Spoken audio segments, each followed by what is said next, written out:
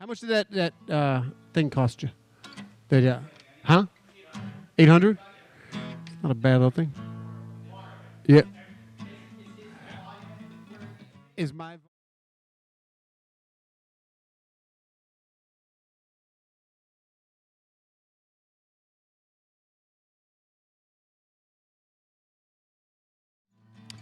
Do we need Vinnie's microphone?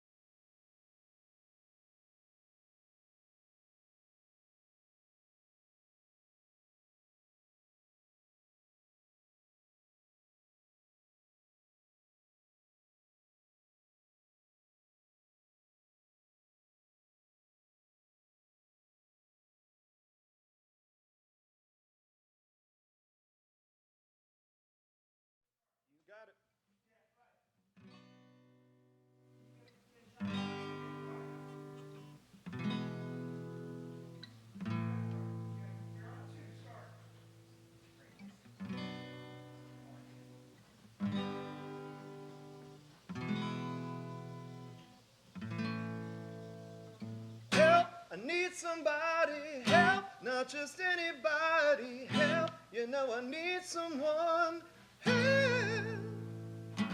When I was younger, so much younger than today, never needed anybody's help in any way. And now these days are gone and I'm not so self-assured. Now I finally changed my mind, open up the door. Help me if you can, I'm feeling down. And I do appreciate you being around. Help me get my feet back on the ground. Won't you please, please help me? And now these days are gone and I'm not so self-assured. My independence seemed to vanish in the haze. And now these days are gone and I'm feeling insecure. Know that I just need your light I never done before. Help me if you can, I'm feeling down. And I do appreciate you being around. Help me get my feet back on the ground. Won't you please, please help me? When I was younger, so much younger than today, never needed anybody's help in any way. And now these days are gone and I'm not so self-assured. Now I finally changed my mind, open up the door. Help me if you can, I'm feeling down. And I do appreciate you being around. Help me get my feet back on the ground. Won't you please, please help me? Help me, help me.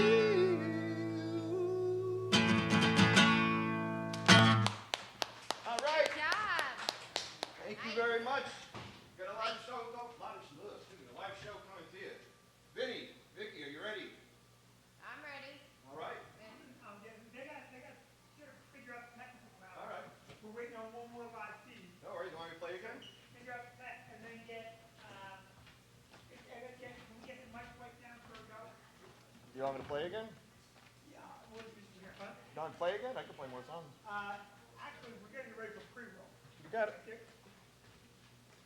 Then no playing. Let's do pre-roll, Rob.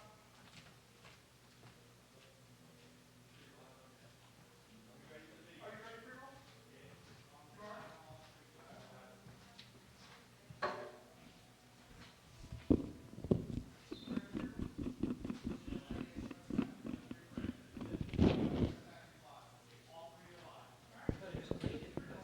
I'm going to clean this one. This one's already clean. There you go. I got it. I'll all set up. It's right there. Don't spray on a mic. Don't spray right on it. It's bad for it. Second. Don't spray it right on. Oh, you're going to spray that. I'll clean this anyway.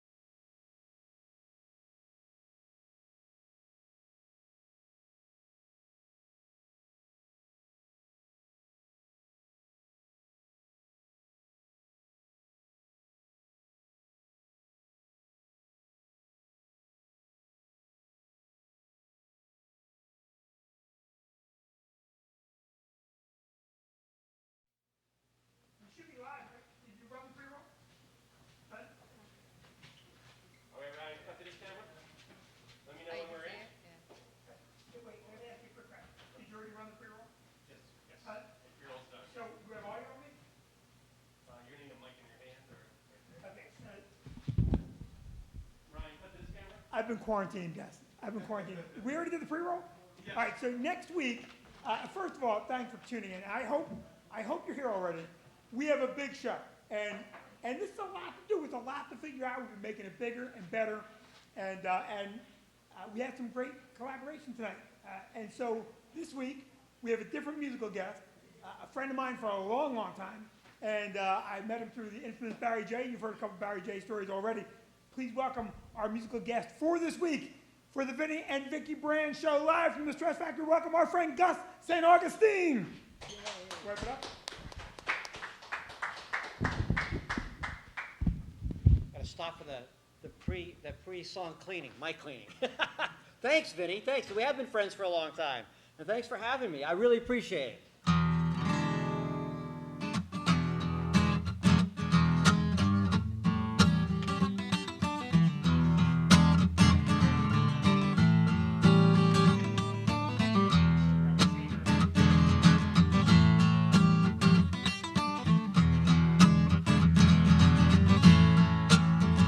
She's a witch of trouble in electric blue. In her own mad mind, she's in love with you, with you. What you gonna do?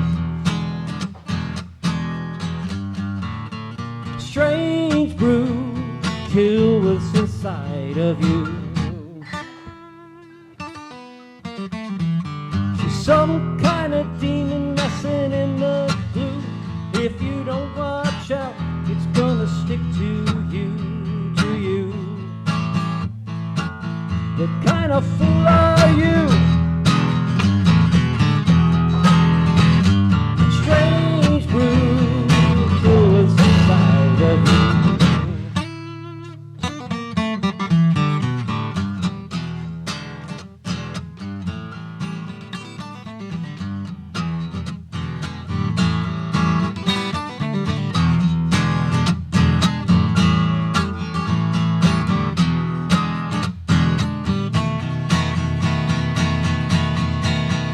On a boat in the middle of a raging sea, she would make a scene for all to be ignored. Wouldn't you be bold? Strange brew, kill what's inside of you. Strange brew. Strange brew,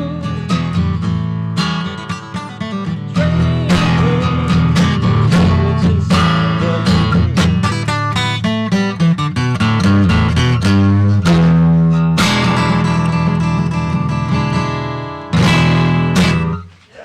Nicely done, sir. And disinfectant for me.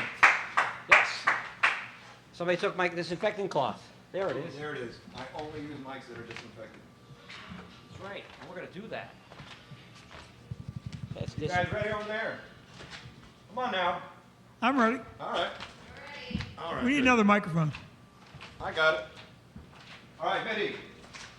You ready with your stories? Let's go.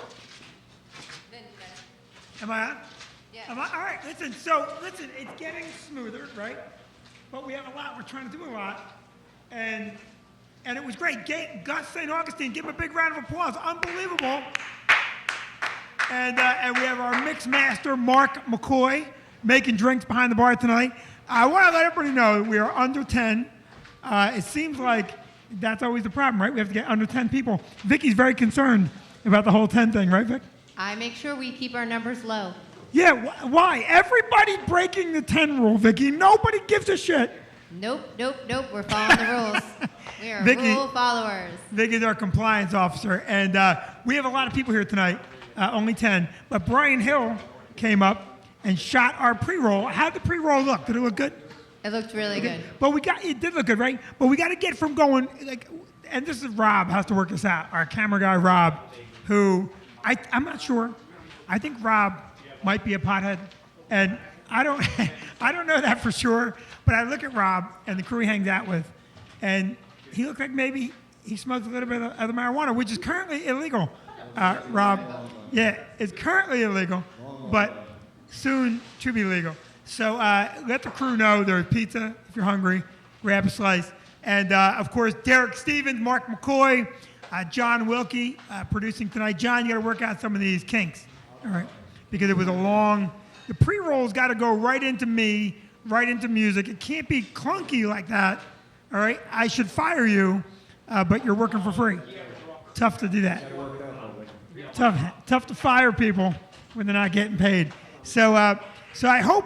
Now, last week we saw how many people came in? 4,000 roughly. Yeah. So between the live show and then the people that watched afterwards, it was just short of 4,000. 4,000 people, right? And this week was supposed to be sold online, and we had a lot of tickets sold. That's right. And we would have made a little bit of money, right? That we were going to donate. Which we would have even made money. We would have been able to pay some bills. We haven't had money in a long, long time. Right, because our quarantine actually started a week before the official quarantine because of our seat capacity. Right. Yeah. Okay. So here's what happened. All right. We had a show booked, and we had in Bridgeport we had Bill Bellamy, and here we had Jackie Fabulous. Jackie Fabulous. Right. And all the shows were sold out. And I wanted to go ahead and do that last weekend. Right. And Vicki said we shouldn't do that because people are going to be in danger. Right. We got the call when we were in Disney Institute because we went to Disney Institute to be better business owners. Right. So Vicki said, let's not do it. And I said, Vicki, we won't be in danger. I'm not going in. It would just be Mark and Derek and the staff. And I said, it doesn't matter. They're paid to be in danger. Sure. Right. But you decided, you said, we're only going to be shut down for a couple weeks. Let's not put anybody in any danger. Let's just refund all the ticket money and not have the shows, right? Right. We also thought at that time it was going to be 2 weeks. We what? We thought it was going to be 2 weeks. What? Yeah, okay, yeah, because we thought it would be 2 weeks. 2 weeks. Right. So Vicki refunded all that money, Yep. and we sent all the customers home, and nobody in our establishment got coronavirus that we know of because we shut down early. Right. Right? Right. So you refunded all of that money. That's correct. That's right. And then this week, we sold a bunch of tickets online. We had a little money come in. And what happened this week? A lot of people reached out to me via email and on Facebook. So people last week saw the free show. Right, and they loved it. They loved it, and they expressed. And they were willing to pay for it. Because a lot of them did. Right, but that's not the point. What is the point, Vicki? The point is that they reached out and said how much it helped them and lifted their spirits. And at that point, I said, how could I possibly take money for something that we're lifting people's spirits for? Right. So, Vicki, I want you to understand how capitalism works. We reach people and we make them laugh, and that's what we sell, sweetheart. Yes, I understand that, and in normal times, I would definitely agree with you. But this is abnormal times, and I felt... So let me just make it clear for everybody. So if in the future you want to see a show, let's say Chris Rock is coming. Sure. All you need to do is send Vicki an email that says, that would make me feel good, and you're going to let him in for free. Well, I mean, the emails were a little longer than that. But I heard you do from a lot of realize people. that the only reason I'm not divorcing you right now is I don't have money to pay for a divorce lawyer because you gave all the money away. Which I have to say one thing. I have to say this. You're a better person than me, and you made the show free. And so if you're watching right now, I want you to know that Vicki made that decision. And I nitpicked you about it. Huh? And I nitpicked you about it till I got my way. I know. But it's a good. I do feel good that we're doing it. Yeah. Right. So if you are seeing the show and you enjoy it and it's free, know that Vicki did it, and I'm here, and so I'm also supportive. And I hope you do enjoy it. I hope it brings you a little bit of relief. Next week we might have another comic come in, right? Right. Or it might be the following week. We have to figure out. Yeah, we don't know when. We're still working out kinks. Well, can we tell them who? Yeah. Why not? Right. So Tom Cotter, Yep. who's fantastic, is going to do the show with us. He's amazing. Right, but we may have to charge that because we got to pay Tom. We can't give away Tom's time. We'll discuss that later. Huh? We'll discuss that later. Oh my God! We're going to be in the poorhouse. We are already in the poorhouse. We're going to be in the poorhouse. That's okay. It doesn't matter. Vicki has always been our customer service maven, and you really have done a great job. I love our customers. I'm here with them live. You're at home sleeping. And I said if we have more shows during the day, man, I wouldn't miss one. yeah, you're shut down. 7 I am o'clock. not a night person. Even when I'm performing, getting you here is difficult. You're like, well, I'll go to the first show. Yeah, You're a trooper, though. Yeah. You're a trooper. And I want you to know something. So tonight's show will be a little bit of storytelling, Yep. a little bit of stand-up, a little bit of music. Yep. And I want you to do a couple things for me. Number one, please like right now. Like the Facebook page right now. That's important to us. All right? And we're releasing videos every week on our YouTube channel, which is Vinnie Brand, right? Right. And you're a star of all the YouTube videos. I'm actually quite annoyed because while I've always been the entertainer, people like you way more than me. That's not true. That is definitely That's true. not true at all. I am literally like Ari on Entourage's wife. I have no name. I'm just the wife. No, Yeah, no. you even refer to me as just. Do you the know how wife. many people will Wife. say to me, put Vicki in the videos, put Vicki in the videos? It actually No. hurts my feelings. Get out of town. No, I'm jealous. out of You're town. better looking than me, I'll give you that. But I'm way funnier than you. No, And- but the videos, if they will go look at the videos, they are directed and produced by our daughter Tabitha. So it really means Yeah, our something. 17-year-old Tabby Yeah, Tabitha. directs them, produces them. Mm-hmm. And I have to tell you something. We're going to do a family reality show. Mm-hmm. And we'll start that this week, right? Because we got a good crew on that. And Tabby, as a director, is very good. She's feisty. She's bitchy. Feisty. No, she's completely bitchy when Feisty. she's directing. She's a miserable person to work with, but she gets good results. The video going out tonight. We'll release a video tonight on the YouTube channel. Yeah. All right. I need you to like that, support, and comment on it, and subscribe. The video tonight is, I think, one of my favorites Yeah. that we did, and so that'll be tonight. And let's talk a little bit about customer service, because over the years we've got some great stories involving our customers. And way back when we first started, Mark Vito was the owner of the Club Casbah in Wildwood, New Jersey. Now, Club Casbah was a comedy club that ran only in the summer, 7 nights a week, 2 shows every night. 2 shows every night. So it was 14 shows in a week. And Brian, let me tell you something. You would go there and you would start on a Friday, so it was pretty good audience, and then we'd go Friday, Saturday, great audiences, 2 shows, and then Sunday, Monday, Tuesday, Wednesday, Thursday, each night being slightly less people. So you started great, and then you had to grind out. Right, you're talking about the comics. People might not know that's what you mean. Like the comic is hired for a week at a time. Yes. Yeah. Yeah. And so Vicki came down. We were only dating at the time, right? Yeah. Yeah. And you stayed in a little comedy apartment in back of the club. And when I tell you that it was a nasty apartment, it was just, you went down there because Vito was a great guy, is a great guy. Yeah. And the club was legendary. And you got a lot of shows in, but you did not go for the accommodations. No. You went down to eat at Big Ernie Diner in Wildwood. You went down to eat at the Jimmy's Lobster Shack, was it? Yeah, Jimmy. It's Jimmy's Lobster Shack. Lobster something. Jimmy's I don't Lobster, know. whatever it was. Yeah. And then he got you tickets for the boardwalk. Yeah. So we would take, at that time we didn't have kids. We just brought our older kids. Yeah. And we would get tickets for the boardwalk. So I didn't plan on telling this story, but I like this story. So Vicki comes down one time and she says to me, well, I'm not going to watch 14 shows. And I go, okay, that's all right. And I was working with Ben Kurland. Oh God, yeah. Ben Kurland was the opening act, and Vicki comes into the showroom, and Ben does his job, and when Ben's done, I get introduced, and Vicki goes upstairs. Now, Ben is staying in the room right behind you, Yeah. behind us. And listen, the rooms, Vicki, how nasty were the rooms? They were so gross. So Right. gross. So gross that when we brought Madison as a baby, I brought my own carpet and rolled out my own carpet. Yeah. And my own comforters and sheets and everything else. Right. Yeah. Because it was just a summer gig. Yeah. And you only spent the night there. You were Right. always out and about. And Vito is a sweetheart. His mother's a Oh, sweetheart. he's amazing. And we loved doing the gig, but the accommodations were what they were. Right. So now it's the first show of the weekend, and Vicki told me she's going upstairs, and all of a sudden I see Vicki in the room immediately, and I watch her watch a show she has seen at least 30, 40 times. And she's sitting like this. Okay, and I'm looking at her, and she's just miserable. And after the show, I go, Vicki, why did you come back down to see me if you didn't want to watch?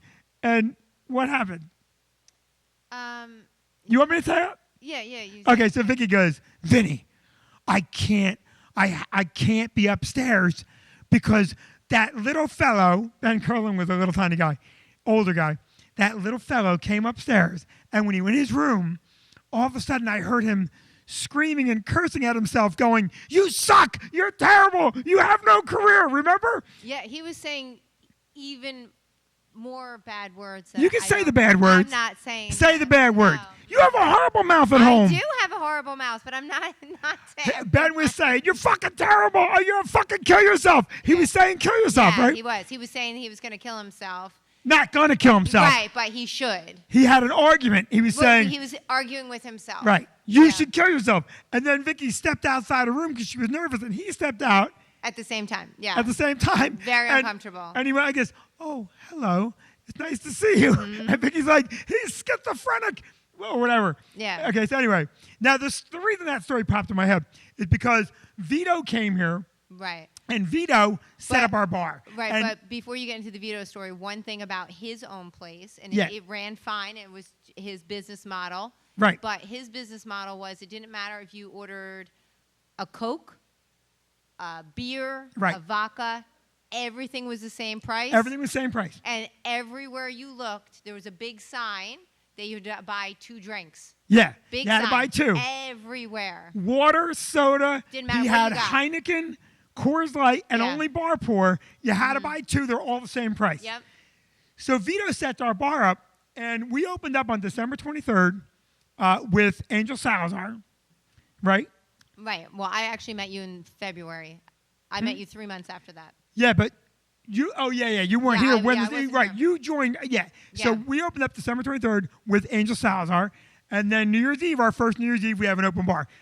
About 3 weeks after the open bar, I get a letter. No, it was longer. It was maybe 2 months or 3 months after Yeah. the open bar, because Vicki came on board, and I get a letter from this guy, Tom Lano. And the letter goes, you know, I saw you sent me a postcard to my house, and I'll never come to your club again because I was there on New Year's Eve and you had shitty scotch. Yeah. And I wanted to get a Dewar's and you didn't have Dewar's, and every bar should have Dewar's. And we responded to Tom Lano, and when we responded, we went out and we got Dewar's and everything else, and we sent him free tickets. Yep. And we said, when you come, we're going to buy you Dewar's. And Tom Lano becomes our first real regular customer. Yes, he Now, was our first. I'm real not regular. talking out of school. Tom Lano was a very big guy. He was. He's a very big guy. He was a music teacher. Mm-hmm. And I coughed on the microphone. Let's remember to throw this out later. Sure. Or donate it to a church group. Anyway, the point is, that's terrible. So Tom Lano, It's terrible. That just registered in my head. it just popped in my head. So Tom Lano is very, very large, and he ends up coming here every single New Year's Eve since. Yeah. And a million times in between. He becomes a very, very good customer, and we love him. And then one New Year's Eve, we get a letter, and the letter says, hey, I can't make it this year. I've gotten very sick, and I'm in Robert Wood Johnson Hospital. It's the first New Year's Eve that I will not spend at the Stress Factory in It was like 12 years. 12 years. Yeah, it was like 12 And years. he goes, I'm so heartbroken. I can't see the show. I'm really sad. And if we somehow, all the talking, it's making me crazy. So what happens is we find out that was also Tom's birthday. Right. That's Tom's birthday. And we decide that we're going to videotape the show and run it over to Tom's room. Now, what Tom has come down with is he has to have an operation, but he has to have his stomach stapled, and he has to lose like 300 pounds just to do the operation. Right. And our guy, Julian McCullough, who's a very funny comic. Yeah, very funny. He started here, and I'd love to tell the Julian on stage story, but I don't want to digress. Yeah. So Julian and I videotaped the entire first show, start to finish, and Vicki gets it all ready with a little care package. And I say to Julian, come on, we're going to run over Robert Wood Johnson, and we bring over a VCR and a TV and food, and we snuck some scotch in, and we deliver to Tom New Year's Eve in his room because we believe in taking care of customers. Now, when we get in the room, Tom is hooked up. He's got a gown on. He's exposed. And he's obviously very sick. And he starts telling us how he's got to lose this weight. And it's very sad. And he's crying because he's so happy. His wife is there. And he goes, I'm sorry to interject. Anyone that doesn't know who Julian McCullough is, he's 6 foot and he's very thin. Yeah, Julian McCullough's like 6'1", 6'2". Yeah, and he's very thin. Right, rail thin. Yeah. Good-looking kid. Right. Rail thin. Very thin. And Tom Lano's laying in the hospital bed, and he goes, Vinny, he goes, it's so hard. I've tried everything. I've done everything I can to lose the weight. I just can't lose the weight. I've tried every diet. I've tried pills. They have me on a diuretic right now, and I'm literally just pissing away, and I have to lose 300 pounds for them to do an operation. And he stops talking, and there's a pregnant pause. And Julian McCullough looks at Tom in the hospital room on New Year's Eve, who's crying, telling us I can't lose weight, and goes, I wish I had that problem. I eat, and I eat, and I eat, and I can't put a pound on. And the whole room is just staring at Julian like, what the hell is wrong? So I'm looking at Julian, and Julian's looking at me, and now he knows. And he's like, we got to get back to the club. And I'm like, good night, Tom. And we run out of the hallway. We get in the elevator. As soon as the elevator door closes, I go, Julian, what the hell is wrong with you? Why would you say that to the man? And he goes, I don't know. It just popped out. That's our Julian and Tom story. Yeah. But it shows you how we like to take care of our customers a bit, right? Yeah. And is that story, that was okay so far, right? Yeah. Yeah, it's a cute little story. Yeah. Because I want to tell a Poor Billy story, which I got to introduce Poor Billy. Is it too much to do? No, I think anyone that is familiar with this area remembers Poor Billy's. What's that? A lot of people that are familiar with this area Yeah, remember Poor from the area. Billy's. Now, if you didn't know Poor Billy, Yeah. Derek, our GM here in New Brunswick, worked with me for 100 years with Poor Billy. And Poor Billy was the guy that really helped me understand customer service way back when. And Billy was just batshit crazy. But anything anybody wanted, Billy would get it for him. I mean, if someone came in and said, I need whatever, and Billy's like, but we could do that. And he would get it done, right or wrong, Derek. Billy would get it done. But one of my favorite Poor Billy stories, he was just a get-it-done guy. And if you didn't know him, he built a sports bar in Woodbridge called Poor Billy's. It was the first mammoth sports bar in the country. And it was really, right or wrong, Derek, I mean, everybody knew Poor Billy's, right? Poor Billy's was just absolutely incredible. And when he built the place, it had, this is 1991. He had 170 televisions. He could get games from Venezuela somehow. He just did everything crazy. And he was a get-it-done guy, which I think over the time we've become get-it-done people. One of the things we pride ourselves on here is we get it done for our customers, which is why Vicki gave away all the money. Anyway, so Billy wants a sign on the front of the building. And he's got a guy working for us. We'd have a meeting every Monday morning, and it's just such a funny story. Billy would have these meetings. The whole management staff would be there. I was running Silly Sundays for him. I'd be on these meetings for literally 10 minutes, but I'd be there the whole time. And in these meetings, Billy would just dictate stuff that had to happen, right? Like somebody invented something in Argentina, and Billy's like, get it. And he would just go get it. Now, he's got this little sign guy, Joel. Joel is 5'3", little Jewish kid, nice kid, very, very bright. And Billy has tasked Joel with figuring out a way to make a changing letterboard sign in 1991. He's got a billboard out front, and he wants a digital changing sign. And we go through meeting after meeting after meeting with Joel telling Billy the sign just can't be done. So we get to like the fourth meeting, and Billy goes, Joel! And Joel like snapped up, and Billy goes, Joel, where are we on the sign? And Joel goes, Billy, I keep telling you, I've searched high and low. The technology to build that sign just doesn't exist. Nobody can do the sign. I've searched all throughout the country. Now, Billy stands up in the room, and Billy had like a little bit of a twitch, if you know him, and he goes, Joel, fucking tell me, I'm sorry I got to curse. Joel, don't fucking tell me the sign can't be done. You're not fucking trying hard enough. I want you to find, I forget the guy's name, so I'll just give it to you. I want you to find Brian Hill from Las Vegas. Fucking Brian Hill is the #1 sign manufacturer in the world. And the reason you can't get the sign done is you didn't contact Brian Hill. You get on the fucking phone with Brian Hill and you tell him that poor Billy needs this fucking sign and that sign will be done. We'll have it here in 2 weeks. And everyone's just like, oh my God. And the meeting ends and everyone's like, man, Joel just got his ass kicked. But we all know that Joel will find Brian Hill and get the sign done.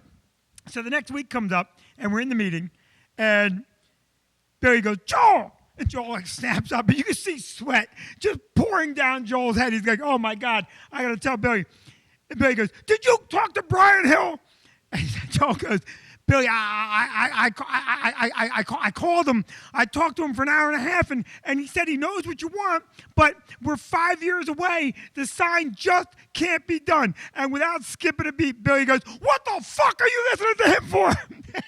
Which made, and you're in the meeting, and you're trying not to laugh, and you're like, holy shit, this can't be. Now, Derek, what was it, 3 months later? 3 months, maybe 4? And the sign is done. Billy gets the sign. We don't even know how he did it, but he got the sign done. So that's my Billy story. And now, was there another one we want to talk about? We got Tom Lano. We got the free show. So now, because it's Nurses Week. Last week was Nurses Week. Pardon? Last week was Nurses Week. Yeah.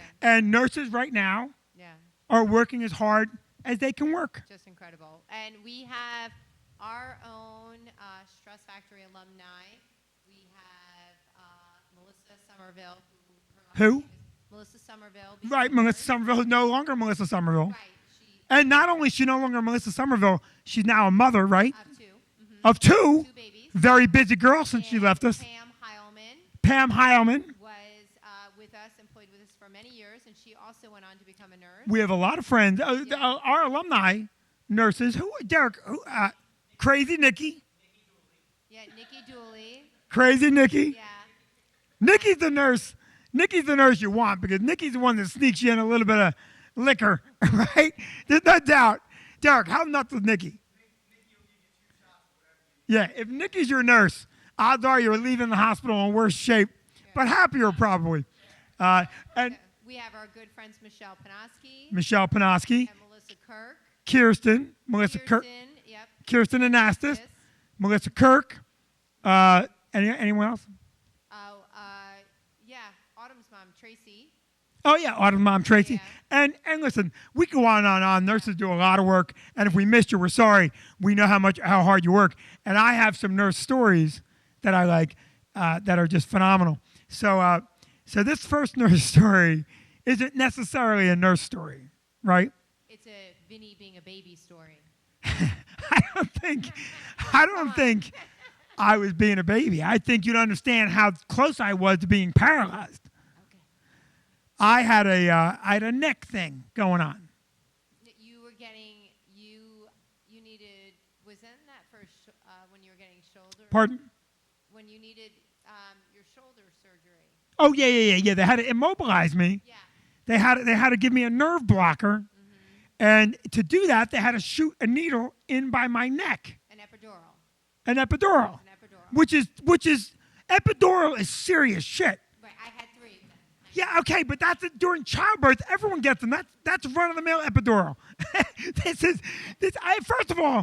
First of all, women love to say how giving birth to a child is the most pain ever. Okay, it's not. I went through the most pain ever, and I had that story tonight. All right, you tell all right, that. Same region, Yeah. worst pain. So here's what happens. I have to get an epidural, and I have to deal with Dr. Maxwell, right? What was his name? I forgot his name. And somehow, because I'm a big baby, I have talked the doctor into letting Vicki in the room while they administer the epidural.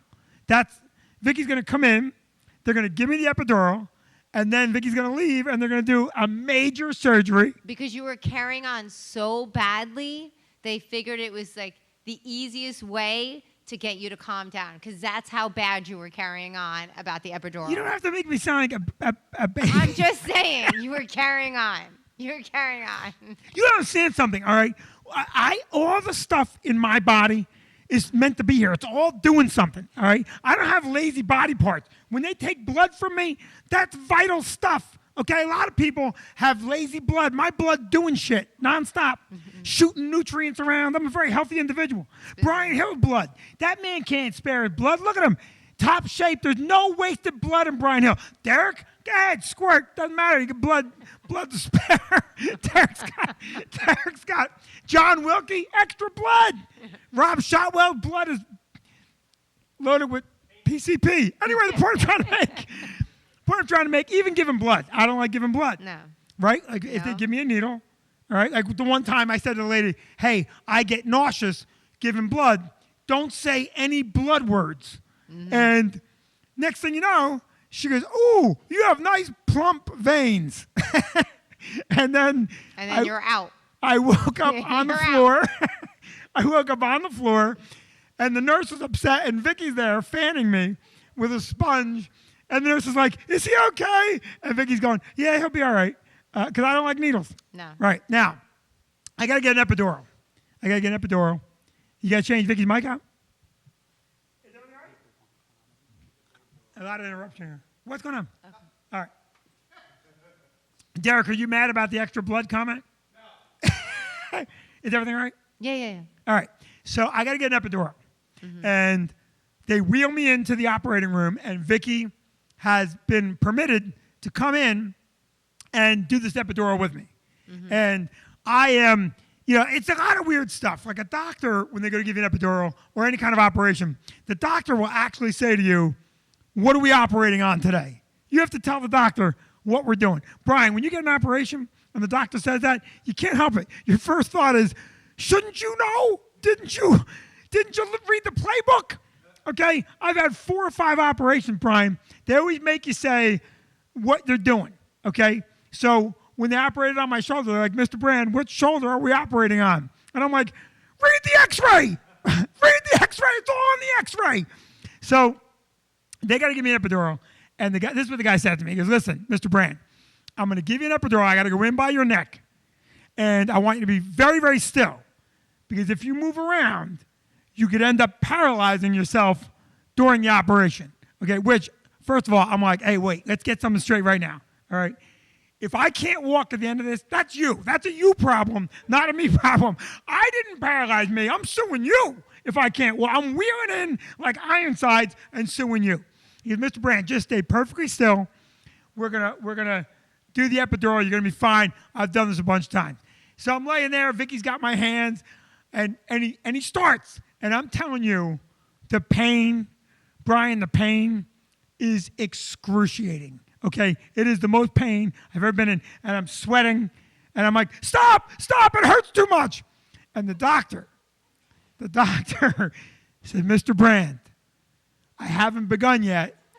That's the marking pen. And he holds the purple pen in front of my face. And I hear my wife go, oh, God, just kill him now. All right? But go ahead. No, keep going. I came through that with flying colors. All right? Now, that's the first medical story.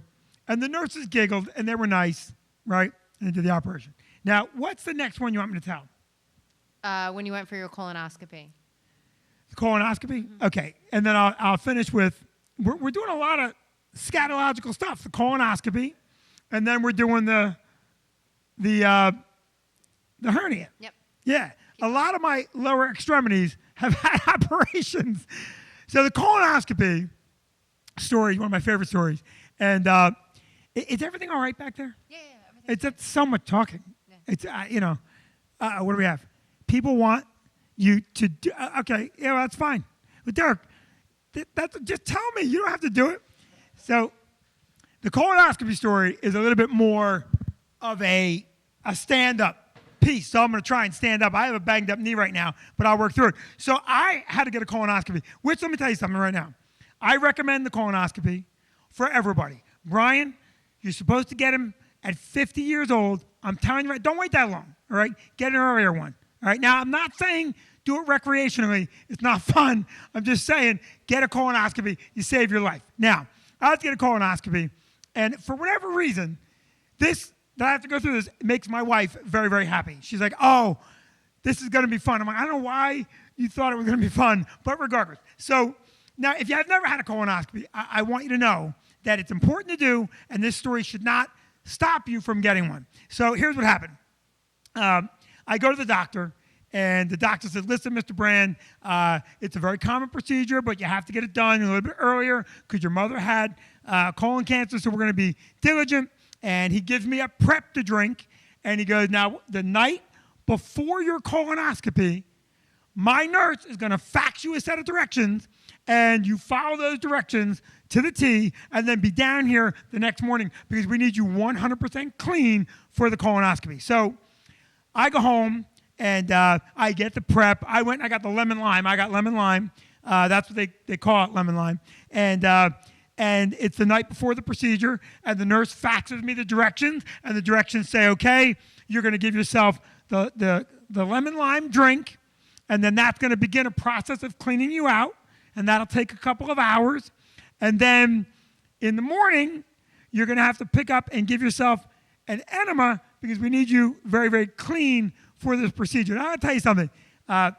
Nobody likes getting an enema unless you're in Vegas. And so here is what happens with my colonoscopy. I get the prep direction, and first of all, for the whole day, you can't eat anything. All you can eat is Jell-O. My wife made me bowls of Jell-O. She made me orange. She made me red. She made me green. She made me, you're not allowed to have red. She made me green, orange, and whatever color Jell-O.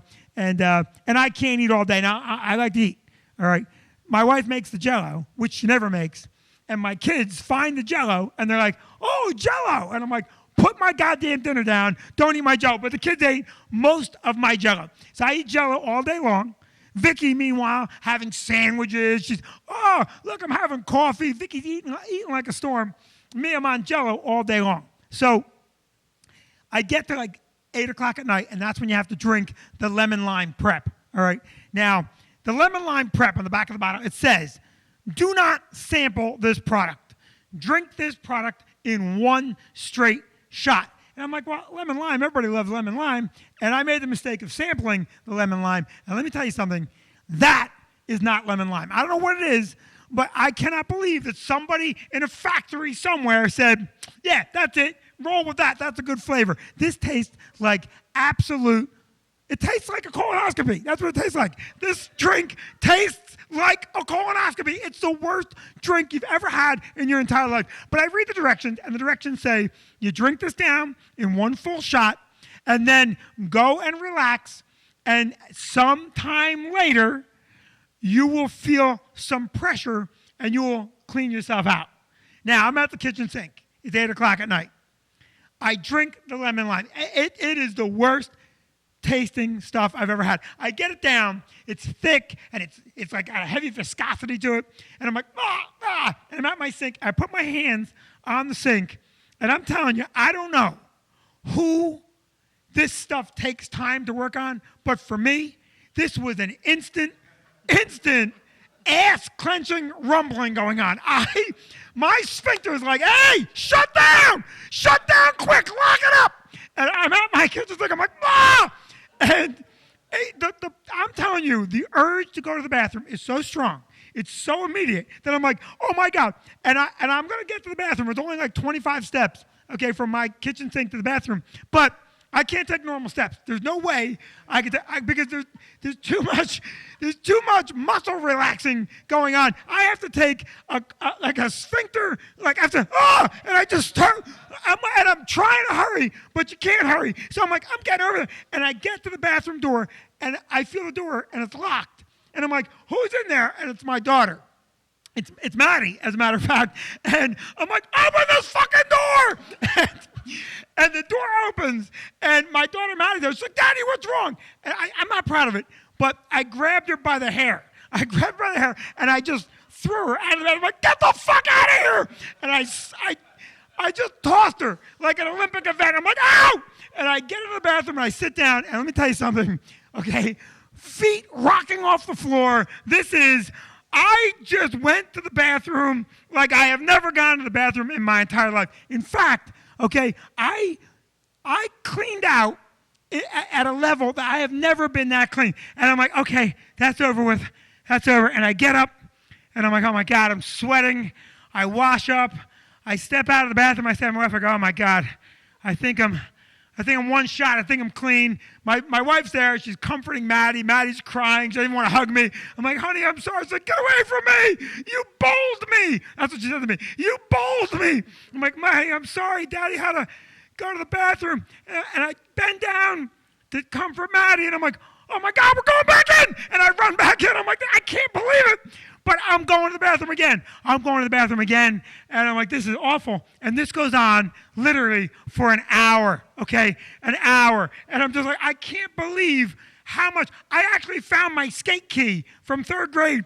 And it's just the worst thing I've ever done. At one point, after a while, you're just evacuating water. Just water. I'm sorry to be graphic, but it just... a stream of rainbow color water. And I'm like, this is it, okay? I got to the bathroom so much. It's the first and only time in my life I had abs. I'm like, this is awesome. I'm going to the beach. Right after the colonoscopy, I'm going to the beach. And that's it. Now, I got to tell you something. My wife loves me. But when you have to do this, it's best to send your wife to Florida for a week. Do not have her in the house, because I say to my wife, I'm like, oh, let's go to bed. And she's like, you're sleeping on the couch. I'm like, what is that? What do you mean I'm sleeping on the couch? Why? You're disgusting. I'm like, I'm not disgusting. I'm getting a colonoscopy. And I sleep on the couch. And I get up the next morning, and I am now at a hunger level that you cannot possibly understand if you haven't done it. Okay? It's bad enough to fast, but to fast and evacuate is just brutal. I wake up in the morning, you can't have coffee, you can't have water, you can't have anything. And on top of all that, I have to give myself an enema. All right, now, I don't know. I'm not proud of it, okay? You should never have to give yourself an enema. Now, my wife, because she's a trooper, and she wants to entertain us, she goes, do you want me to help? And I'm like, no, I don't want you to help. Give me an enema. It's bad enough that I had to go to the bathroom all night long in front of you. You're not going to do this. I can handle this myself. So I go upstairs. I'm in my bathroom. The directions do not say this, but definitely do not use cold water. You want a nice warm. Don't use cold. Cold is not good. I use cold, and again, that's a sphincter slamming moment. And I got the cold water. It doesn't matter. I wasn't thinking. And I get down on my knees. And there's only one way you can do it. It's a water situation. You got to have your rear end high and your head low. Okay? There's only one way to do it. So I get on my hands and knees. My head is down. My ass is in the air. And I begin. And I am giving myself an enema on my hands and knees. It is the point in my life where I'm like, you know what? Honest to God, how bad could colon cancer really be? Okay, it can't be as bad as this, but I'm already through it, so I'm going to get it done. I give myself the enema, and while I'm on my hands and knees, I'm looking back at the door, and I see the door handle jiggle, and I'm like, oh, dear God, did I lock that door? And the door opens up, and it's Maddie again, and she steps in, and I'm on my hands and knees giving myself an enema, and my daughter, who is 5, just goes, ew, and runs out. After this colonoscopy, Maddie didn't talk to me for what, a week? A week. So I get it done. And I go downstairs, and I'm like, I am just shot. And my wife's like, come on, I'll take you to get colonoscopy. And we go to the doctor's office. And we go to the doctor's office, and I walk in, and there's the nurse behind the doctor's counter. And I go, hey, I'm here for my colonoscopy. And she goes, what? I go, I'm here for my colonoscopy. She goes, what do you mean? I go, well, today's my colonoscopy. I'm here for. She goes, no, today's not the colonoscopy. Today's just an office visit. And I go, no, today's the colonoscopy. She goes, no, it isn't. Today, what's the name again? Wilkerson. Yeah, Dr. Wilkemir is just talking to you. The colonoscopy is next week. I'm like, no, I did the prep. this is today. And she goes, no, it's not. It's next week. Why would you do the prep? I go, because you faxed me last night to do the prep. And she goes, no, I didn't. I go, yes, you fucking did. And now the whole room is looking at me, but I'm kind of trying to whisper a little bit. And she goes, no, I didn't, Mr. Brand. And she opened up the file, and she looks at the file, and I hear her go, huh. And I'm like, yeah, huh. She goes, I don't know why I faxed that to you. I go, well, it doesn't matter because we're going in. And she goes, Mr. Brand, we can't, this is a hospital procedure. You need a hospital suite to do a colonoscopy. I'm like, I don't need a suite. Just give me a room. I don't care if there's a dead hooker in the corner. Give me a room. I don't care where we do it. We're getting something in my ass today because I'm clean as a whistle. And now she goes, well, you have to talk to Dr. Wilkemere. I go into Dr. Wilkemere, and I go, Dr. Wilkemere, I go, your nurse sent me the prep. I did the whole prep, and I got to do this colonoscopy today. He goes, Mr. Brand, I'm very sorry. We can't do the colonoscopy today. We need to be in the hospital. I just got to ask you some questions. So I go, go ahead, ask away. He goes, well, how you feeling? I go, hungry. I'm feeling hungry and sore. And I go, why can't we just go now? He goes, Mr. Brand, come back next week, do the prep again, and we'll do the colonoscopy. I go, Dr. Wilkemere, you got to be shitting me that you're going to make me do this over again. And he goes, look, Mr. Brand, look at it this way. At least you know how to do the prep now. It won't be so hard. And I'm like, oh, I'm going to kill you.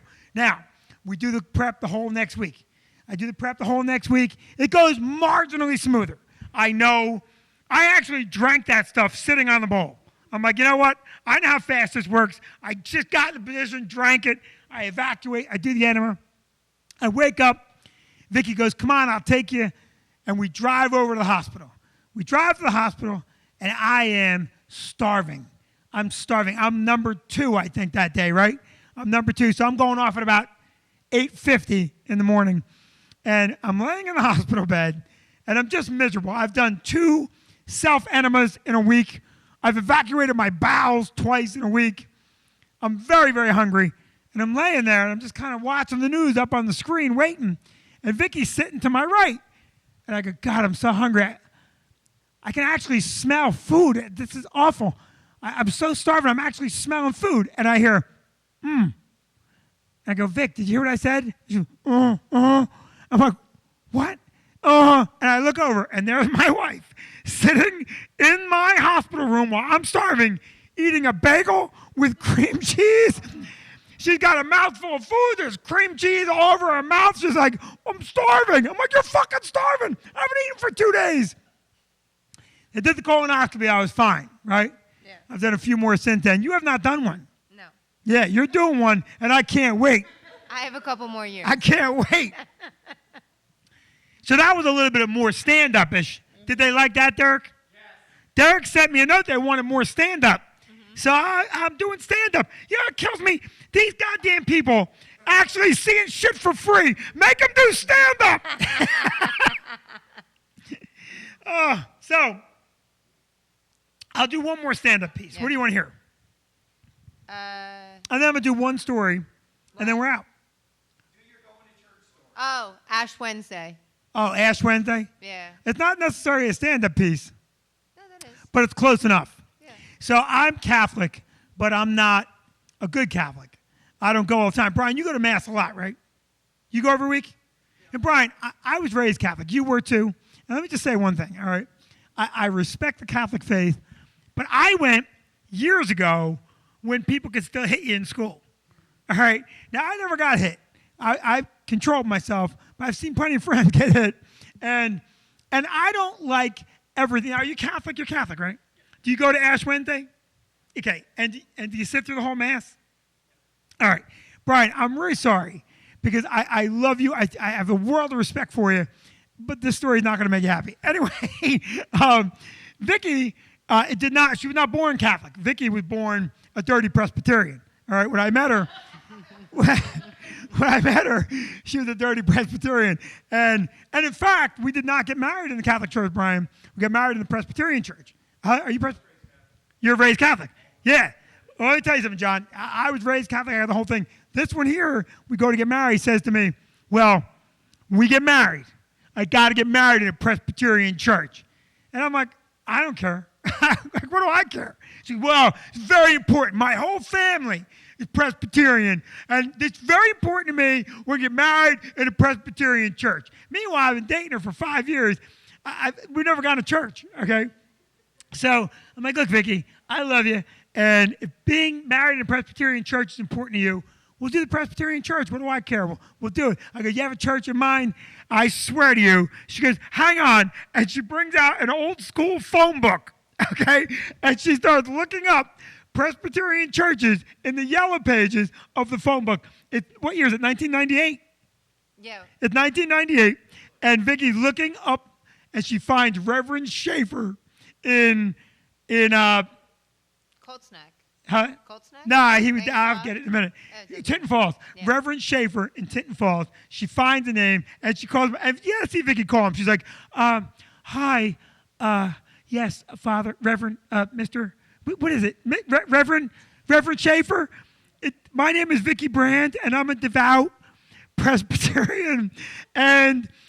I know I've never been to your church before, but that's because I just moved in the area. My wife is on the phone lying to her Presbyterian minister, but that doesn't even matter because they're not even real, right, Brian? Presbyterians, that's all fake shit. So anyway, she's on the phone, and she goes, can we get married? And he goes, absolutely, yes. We perform ceremonies for people who aren't members of our church all the time. And in the Catholic Church, to get married, you got to go through a whole rigmarole. They send you to wedding school, and they send you all this stuff. For a religion that doesn't have people get married, they certainly have a lot of steps to go through to get married. So Vicki's ready for that rigmarole, and she goes, well, what should we do? He goes, well, come down and meet me at my church on this day. And we drive down there, and Vicki's like, dress nice to meet the Reverend Schaefer. Okay, so we dress nice to meet the Reverend Schaefer. And we go meet Reverend Schaefer, and this guy's in blue jeans and a flannel. All right, I'm in a suit. This guy looks like he just got done fixing a toilet. So we sit down, and we're talking to him. He's very, very nice. And in my head, I'm like, I can't wait to hear the unbelievable hoops and hurdles that we have to go through. So we sit down, and I'm like, all right. So Vicki goes, Reverend Schaefer, what do we have to do to get married in your Presbyterian church? And he goes, well, all you got to do is fill out this form and give me a check for $300. I'm like, being a Presbyterian is rigorous. $300 on a form. So we sit down, and we start filling out the form. Reverend Schaefer is 4 feet away, and Vicki's going, Vinnie. And I look at her, I'm like, what? I swear, she goes, how do you spell Presbyterian? So I'm like, I'll tell you how you spell it. Catholic. That's how you spell it. So anyway, we get married in a Presbyterian church, and now we have a baby. And I don't want the baby raised a dirty little Presbyterian. I want Maddie to be raised a good God-fearing Catholic. And Vicki says, okay, I'm going to convert and become a Catholic. And she goes to Catholic school. And she becomes uber Catholic. She becomes coming home, telling me different things. Did you know that on Friday night, you can't have meat? And I'm like, yes, you can. No, you can't have meat on Friday night. I'm like, yes, you can. Watch. Give me a Whopper with a milkshake.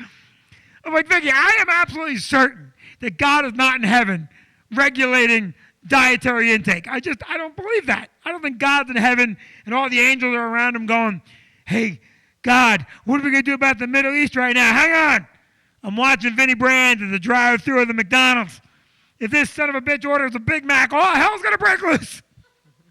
So we go through the whole rigmarole. Vicki becomes Catholic. And then she insists on doing all things that Catholics do. We go to Mass. We got to give money. We go to Mass every week. Got to give money every week. And worse than that, Vicki buys in on everything, including Ash Wednesday, which Ash Wednesday is the most annoying day to me because there's nothing about it in the Bible. Right, Brian? Nothing. That's just something the Catholic Church made up to increase attendance. Okay? That's the Catholic Church going, look, if we had one more day, we get these people in here, that's a whole nother collection of envelopes. Brian, I apologize. That's what it is. So, was it 3 years ago, or 2 years ago, whatever it was, Vicki goes, we're going to Ash Wednesday. Now, my daughter, Maddie, at this point, is sick. Yeah. She's sick. She's got a fever. She's a senior in high school. And she's got a big race coming up. And Vicky's like, we're all going to get ashes. It's Ash Wednesday, and we're all going to get ashes. Get dressed. I'm like, I don't want ashes. You're getting ashes. I'm like, Vicky, at this point, ashes are not even safe. It's a target for other religions to hate you. You're walking around with a little bullseye on your forehead. The Muslims are having a field day. And that's a terrible joke. I apologize. Anyway, so we go, and I said to Vicky, I'm going to tell you something right now. If we go to this Mass, and it's not in and out, I'm going to be livid. I don't feel like sitting in a church for an hour and 20 minutes. She goes, no, we're going to the brand new St. Mary's Church, and we go over to church, and it's packed. It's a 5 o'clock thing, maybe, 4 o'clock. It is bumper to bumper Catholics. And this is when a lot of fake Catholics go in, and they get the ashes. Meanwhile, they just came from online gambling or worse. And we get in, and a couple things bother me right away. First of all, they got a lady with a guitar, and she's singing songs, okay? And they're not fun toe tappers, okay? They're all songs about Jesus, all right? And You're there are leaving not a lot of, I mean, Vinnie, once you get... I'm sorry to interrupt, but you're leaving out the part that we're in the front row because you can't hear. So we're from like me to you from the priest. Oh, yeah, Vicky paid extra. We're in VIP seating. We are in the very front row. We are right, I'm telling you, it's me, 50 unnecessary feet, and the guy in the suit, the priest. Okay, the woman over there, she's playing guitar. This church, St. Mary's, have you ever been there, Brian? They have gigantic big screen TVs, right? Big screen TVs on both sides of the altar. And while we're sitting there, the screen is waiting to do whatever they're going to do. And they have on each screen the Microsoft logo. And it's taking time. I'm like, oh, look at my wife. And Vicky's like, stop it. So I'm like, no, I want to get out of here. And the lady's singing songs, and I'm loud because I'm deaf. And Vicky is not happy. Maddie has a fever. She's going, I want to go home. And I'm going, how much longer? And Vicky's going, shut up. I'm like, hey, you're not even Catholic. You're a dirty Presbyterian. And quit pretending. You've had 4 communions. So the whole thing's taking time. And the lady's singing song after song after song. And I said to Vicky, if this is a whole Mass, I'm telling you, I'm not waiting. I'm leaving. Now, the guy comes out. I just want to say, you didn't say it that quietly. You were literally going, Vicky, what is going on, Vicky? And we're literally from me to you, to the priest. And you're going, Vicky, you swore this wasn't a full Mass. What the hell? Oh, yeah, I did say what the hell. And Vicky goes, you can't say what the hell in church. I'm like, you just did. Stop it. She's losing her mind. Stop it. Meanwhile, there's a Microsoft logo, and I'm like, what is it? Jesus brought to us by Microsoft now? Jesus has sponsors? Jesus Christ, brought to you by Microsoft. And Vicky's getting madder and madder, and it's going on and on and on. And now the guy comes out, and he starts a full sermon and lecture. Next thing you know, we're hearing about Paul and the Ecliptopalians, and I'm like, oh, my God, my head's splitting open. And Maddie's going, Mom. And Vicky's going, stop it. And I'm telling you, all of a sudden, I see the baskets, and I go, oh, no. You're not sucking me into an hour and a half, and now I'm coughing up money. And Vicky's like, don't you dare. I'm like, we're out of here. And Maddie and I stood up, and we left, and Vicky is living. Now, did you stay for the ashes? Yeah. Vicky stays for the ashes, all right? And we're out in the parking lot, and Vicky comes storming out. She comes storming out, and here's Vicky after just getting ashes in the Catholic Church. God damn it, I can't believe you guys screaming at me. I'm like, oh, yeah, you're the good Catholic with the ashes and the goddammits. Well, it's because your behavior is so bad when we're at church. Like when we put the kids in Bible school, which was like a fun little week thing, our kids were 3 and 5 at the time singing, like, I don't know, a Jesus song. And we're, again, in the front row because you can't hear. So we always have to sit in the front row, except your behavior's so bad because in the front row, you're yelling at me going, Vicky, this is cult-like. I don't like it. This is cult-like. The kids are in a cult now. Number Okay. 3 and 5. Okay, so here's what happens this year. So this year, we go back for ashes, and Vicki tells me there's a 3 o'clock thing and there's no mass. We're going in for 3 o'clock, and it's packed, and we're walking in. We got Cassandra in tow. Maddie's back in Michigan with you, and we got Cassandra in tow. Tabby's not there. We go streaming in, okay? And Cassie sees, like, one of her teachers. And the teacher hadn't seen Cassie here. And the teacher's going, Cassie Brand! And Vicki has Cassie in tow. And she just jerks her hand. Come on, move. She won't even talk to her. She blows right by the woman. I'm like, oh, yeah, look at you, good Christian that you are. She blows right by her. I'm like, Vicki, that woman wants to say, no, we're getting ashes. We're going home. Now, we sit up very front row. It's a streamlined process. No singing, no Microsoft. We get the ashes. Here's how we get the ashes. The guy comes out. We're in the front row anyway. Vicki bolts up. On the other front row, Brian, is a man about 84 years old who wants to be first. Okay? And Vicki basically bolts up and steps right in front of him, and the guy's like, oh, okay, and she doesn't even look at him. Moment. She's like, oh, and the guy, like, he actually reacted, like, ah, and Vicky's like, we're in a rush. And we go up, we get the ashes, and now we go streaming towards the back. Vicki I'm like, Vicki, we're supposed to sit down again. No, we're going. And she drags out. Now, because Vicki drags out, the whole mass is following out after us. And as we're streaming out of the mass, there's a guy, another woman, and Cassie, and Vicky's like, don't say hi, Cassie, and she runs out. So there's your good Catholic for you. Yeah, but you know what? You were a really good Baptist that one time. You were a really good Baptist. I think we should move to... You want me to do it? Yeah, the Baptist. I'll do the Baptist. I'll do 2 things and we're getting out of here. And I love you guys. I hope you're hanging in. Derek, are people happy? Can I do one more stand-up piece? Yeah. All right. So here's the thing. And here's the problem, Brian, with Catholic Mass, okay? It's just not updated. All right? It's been 2,000 years, the same story. And I grew up Catholic. I've been hearing the same story over and over again. I mean, listen, I love the movie Elf, but I don't watch it once a week. You understand? I got to go in limited exposure, all right? And there's a lot about the Catholic Mass that bothers me. It changes. I mean, if it changed, rather, I would be interested. But it's the same thing over and again, okay? Guys up there, here's a letter from Paul to the Ecliptopalians, and people don't even know. Like, your generation doesn't write letters. Okay, you have to update the Mass, make it more contemporary.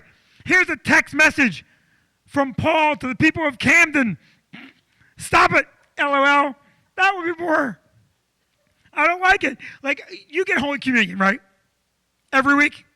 Okay, let me explain something to you. Who gives you your communion? Like, almost anybody, right? Yeah.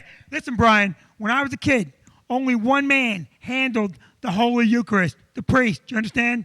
It was a very sacred thing. Right, John? Only the priest. You walked up, your hands were folded. You come up, the guy had a gold cup full of Jesus. So you walked up, and as you were walking up, the priest would be the only one that touched Jesus. He'd look at you and then find a good piece of Jesus for you. Kind of root around in the cup and find a piece. And as you came up, he would hold that above your head and he would scare the devil right out of you. He'd go, the body of Christ! And you were so scared, you're like, ah! And all you're allowed to do back then was stick your tongue out. Just stick your tongue out. He would just hold up, the body of Christ! And you're like, ah! You'd stick your tongue out and he'd lay it on your tongue. And then you would shuffle back to your pew and you would kneel down and you'd spend 15 minutes pretending to pray. You couldn't really pray because you spent the whole time trying to make sure Jesus didn't get stuck to the roof of your mouth. You just sit there in your pew, using your tongue, working Jesus off your, looking around at your friends. Oh my God, they overcooked Jesus. They overcooked him. This is dry. This is yesterday. This is day old Jesus. I'm telling you right now, this is Saturday Jesus. You go over to St. Leo's in Red Bank. They've got fresh Jesus. You got to get there early because it sells out every week. You get there early because they got the best Jesus. Is this gluten-free? I asked for gluten-free Jesus. I want a free-range, gluten-free Jesus. You can't do that now. Now everybody, just a plumber, handing out Jesus. Some guy just walk up there, he handed out Jesus. I don't like it. You want to feel close to God? Go to a Baptist church. A Baptist church. And not just any Baptist church. Listen to me. You got to go to a black Baptist church, Brian. Okay? I know that's inappropriate in today's day and age to differentiate, but black people will tell you, black Baptist is the shit. White Baptist is just Catholic without the fancy windows. Okay? You want to go to a black Baptist church because that's where God lives. Okay? Catholic church, Jewish synagogue, all boring priests. You go to a black Baptist, Brian, the priest is dynamic. They're amazing, and they pull you in. Let me tell you something, Rob. Go to a black Baptist church. I didn't mean to go to one. Here's what happened to me. My oldest daughter had a friend whose mother passed away in high school. Woman was a black Baptist, and my daughter wanted to go to the funeral. She wasn't old enough to drive, so she said, Dad, will you drive me to the funeral? I go, yeah, absolutely. And I put on a pair of blue jeans, and I figure I'm going to drop her off at the Black Baptist funeral, and while she's at the funeral, I will go bowling with my son Vinnie. I'm wearing holy blue jeans, a ratty T-shirt. I get to the Black Baptist church, and let me tell you something, okay? It is wall to wall. It is sold-out event. There are thousands. When a Black Baptist dies, every Black Baptist within the tri-state area goes to that funeral. They are the most connected people you will ever be around. And let me tell you something else. They dress nice. Brian, they dress up for Jesus. You go to a Catholic Mass today, there's people walking around in shorts, cargo pants, ratty T-shirts, number 8, the Dale Earnhardt, number 8. You're wearing a Dale Earnhardt, Jesus. Jersey to Jesus. What's wrong with you? The Black Baptists, they dress up. They're dressed up like a prom night. You go to a Catholic Mass today, there's a guy in there wearing flip-flops. What the hell is wrong with you wearing flip-flops to church? For God's sake, there's only one man here in flip-flops, and he's on the cross. You put shoes on for Jesus. I don't see another man's feet ever, right? That's the best part about the beaches being closed right now. You have to see another man's feet. Men's feet are heinous, right, Rob? Look at yourself. I guarantee your feet are nasty. A man like yourself. You can't see a man's feet. They're disgusting. And don't date a man wearing flip-flops. Right or wrong, Vicki. I never wore flip-flops when I was dating you. You never date a man wearing flip-flop people at home. Okay, ladies? What if a fight breaks out? That man can't defend you. That man's going to lose the fight. He'll spend the whole fight squeezing 2 toes together. Get his ass kicked. I went to a Black Baptist church, and here's how it happened. I went to drop Allie off, and there was at the front of the church a beautiful 6-foot-tall, beautiful black woman. She's at the front of the Mass. She's dressed to the nines. I go to drop Allie off. I go, here you go, honey. I'm going to go bowling with your brother. And I go like that. I go on in. And why? And I'll be back to get you. And when I did that, that beautiful 6-foot black woman grabbed my hand and said, come on in, brother. Brother. She said, come on in, brother. I've been going to Catholic Mass my entire life. No one has ever called me brother. I've been called jackass. I've been called a lot of things, but never brother. And I'm like, oh, my God, this beautiful black woman is blind. She thinks I'm her brother. I'm like, I'm not your brother. We must wear the same cologne. I'm Vinnie. I'm not part of the family. And she goes, we're all part of the family. I go, no, I'm going bowling. She goes, no, you're not. You're coming in. I'm like, no, I'm going to go bowling. I'm not ready. I'm not dressed for Jesus. She goes, Jesus doesn't care how you're dressed. And she's pulling me into this Baptist church. And I'm trying to pull my hand away, but she's a black woman. She's way stronger than I am. And she's pulling me in, and I'm like, oh, my God. I actually fell off like a water ski thing. I'm like, I'm doing a slalom. She's pulling me right up front. And let me tell you something. That woman pulls me all the way up front, and she gets me 2 rows back from the body. I'm like, holy shit, these are unbelievable seats. This is a sold-out event, and here I am, front row and center. She sits me down next to a guy, a Jewish guy. Okay, he's sitting there with his wife. He's got the cap on, and he looks at me and he goes, how did this happen? I'm like, I don't know. Like, at least I play for the same league, for God's sake. You have no idea what's going on. And one of the things I hate about the Catholic Mass, Brian, is all the singing. The singing's terrible, okay? All the songs in Catholic Mass are awful. After a prayer, amen, amen, Amen. You're like, oh my God, thank God that's over with. That's not over with. Amen. It's awful. Hallelujah. That's the worst song in the Catholic Mass. Hallelujah. That is like the stairway to heaven of religious songs. That goes on for 8 minutes. Hallelujah. Hallelujah. Hallelujah. Hallelujah. Hurry up, the Giants are kicking off. It's awful. Now I go into the Black Baptist church, I'm sitting next to a Jewish guy, and I look up, and there's a band. And I'm like, oh my God, it's going to be a song. It's going to be terrible. Let me tell you something, Brian. They start playing, it ain't terrible. It's unbelievable. They got a horn section. They got a drummer. They got a lead guitar player, a bass player, rhythm guitar. They got backup singers. And let me tell you something. It's not like a Catholic song or a Jewish cantor. The first song starts playing. I'm like, oh my God, that song's jamming. And let me tell you something. Everybody's singing the song. The whole church knows the song. And they're singing. And I'm getting into it. I'm like, this got a great rhythm. And that song ends. And they start the second song. I'm like, oh my God, the second song is better than the first song. And then they played a third song. And I'm like, oh my God, the Black Baptists are my second favorite band. It's the Beatles and the Black Baptists in that order. They're unbelievable. They're singing the songs. Even the Jewish guys like tapping and going along. And then out comes the preacher. And let me tell you something. You go to a Catholic Mass, the preacher's boring. You go to a Jewish temple, preacher's boring. I've never been to a Muslim thing, but I guarantee you it's boring. This Black Baptist minister comes out, and he is electrifying. He's not good. He's electrifying. I am immediately pulled in to this Black Baptist. He goes, let me tell you something, people. And the woman who died name was Eunice. He said, let me tell you something, people. You're not lucky here tonight.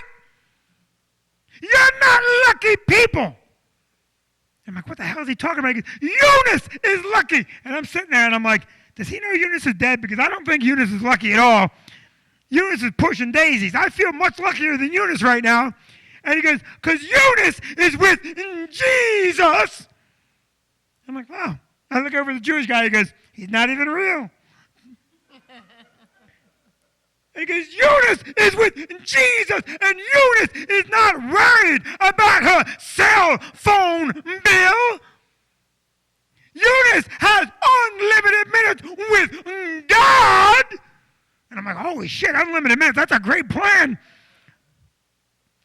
Eunice does not have to worry about her cell phone bill. And in my head, I'm like, if this bitch has unlimited data, I am going to be so pissed off. And he's going on and on and on about how lucky Eunice is. And he goes, Eunice is not worried about her mortgage payment. And I can't do it, but that dude moonwalked. I'm telling you, the guy moonwalked. My priest can't even move. He's got 2 bad hips. This guy's moonwalking. Eunice has her mortgage paid off by God. And the Jewish guy looks at me and he goes, let's give him a listen. And he went on and on and on about how lucky Eunice is, how Eunice doesn't worry about her bills, and Eunice doesn't have to worry about getting food, and Eunice doesn't have to worry about a cell phone bill. And after a while, I'm like, hey, why does Eunice get to be dead, and I have to raise 6 kids and pay for them? Why can't I be dead like Eunice? This guy's talking, and a whole congregation wants to be in Eunice's shoes. I'm like, that is preaching. And he went on and on and on, and it got hotter and hotter, and people were fanning and fainting. And he ended the sermon, he goes, can I get an amen? And the first one up was the Jewish guy. Amen, love Jesus. That's our show for tonight, everybody. And I love you for coming out. Was that good? Perfect. Oh, that was a lot of work. That was a lot of work. Now, I got to tell you something. We're not done yet. And that was a little bit of stand-up, right? So... and I hope you liked it. And I hope you'll do me 2 very important favors. Number 1, I hope you will go to our YouTube page and please subscribe. Subscribe, like, and comment on the videos. There's a lot of COVID-19 videos up there, and they're funny. So I also hope that you will like and share this production tonight. We're going to try and make it better and better. That was a long show tonight, right, Vicki? Was it too long? No, right? It was good? We'll chop it up and put it up on YouTube. If you hung out with us the whole time, I love you for it. And we'll be back again next Saturday night with our good friend, hopefully Tom Cotter, but we'll keep you posted on that during the week. And if you want to be part of our production, contact me, Vinnie at Stress Factory. For all of you that are home working through this little mess we're in right now, I hope you had fun tonight. We're going to close out with our musical guest, Gus St. Augustine. Thank you for joining. Please check out Gus St. Augustine. Gus, hit it! Thank you so much, Vinny. Hey, Vinny, I just have to say, this is a song from a really good Catholic guy. Yeah, okay. And I happen to go to a Baptist church. So it works. I love it. Let's hear it. Yeah, from Dion DiMucci. Brand new, actually.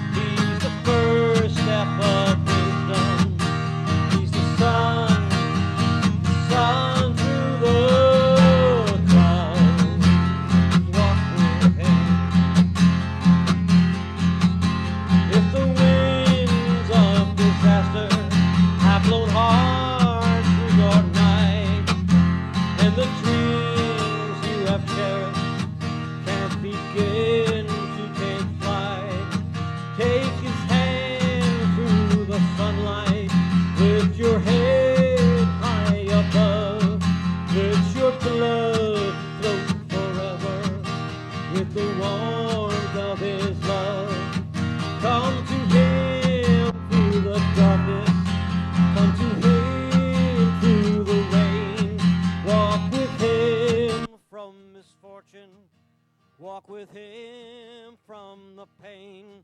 He's the light of salvation. He's the head that's never bowed. He's the first step of wisdom. He's the sun through the clouds. Blend your life with his blessings, drink the wine of tomorrow. Yesterday must be banished with the seeds of your sorrow.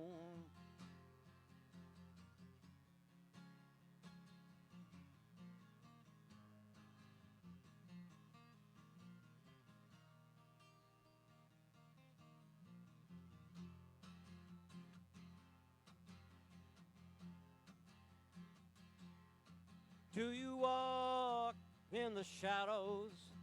Are your dreams swept with fear? Does your heart fill with sadness with the night drawing near?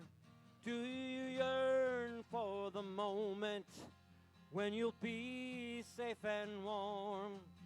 Do you search for the shelter from life's oncoming storm? Come to him through the darkness. Come to him through the rain. Walk with him from misfortune. Walk with him from the pain. He's the light of salvation. He's the head that's never bowed. He's the first step of wisdom. He's the sun through the clouds. Walk with him. Walk with him.